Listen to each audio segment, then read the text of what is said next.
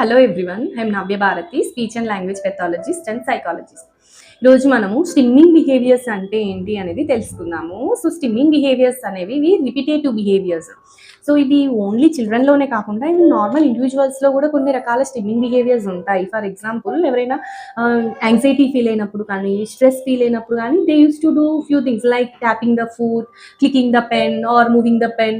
So ఇలాంటి చిన్న చిన్న స్టిమ్మింగ్ బిహేవియర్స్ నార్మల్గా అందరు ఇండివిజువల్స్ చేస్తుంటారు. బట్ ఏంటంటే ఆటిజం స్పెక్ట్రమ్లో ఉన్న వాళ్ళు, ఏహెచ్డి కండిషన్స్ ఉన్న కిడ్స్ ఇవి కొంచెం ఎక్కువ ఎగ్జిబిట్ చేస్తూ ఉంటారు. ఫర్ ఎగ్జాంపుల్, కొంతమంది వర్బల్ స్టిమ్మింగ్ చేస్తుంటారు.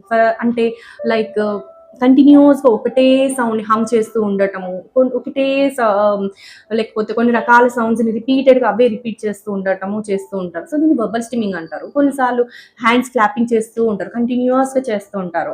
ఇదే కాకుండా విజువల్ స్టిమ్మింగ్ బిహేవియర్స్ కూడా ఉంటాయి. అంటే లైక్ కంటిన్యూస్ ఎప్పుడుకి లైట్స్ని అబ్జర్వ్ చేస్తూ ఉండటము, ఎప్పుడు రొటేటింగ్ థింగ్స్ లైక్ ఫ్యాన్స్ని వీటిని అబ్జర్వ్ చేస్తూ, వీల్స్ని అబ్జర్వ్ చేస్తూ ఉండటము, కార్నర్స్ని చూస్తూ ఉండటము, కొన్ని రకాల ప్యాటర్న్స్ పెట్టుకొని వాటిని అబ్జర్వ్ చేస్తూ ఉండటము, ఇవి కూడా కొన్ని రకాల స్టిమ్మింగ్ బిహేవియర్స్.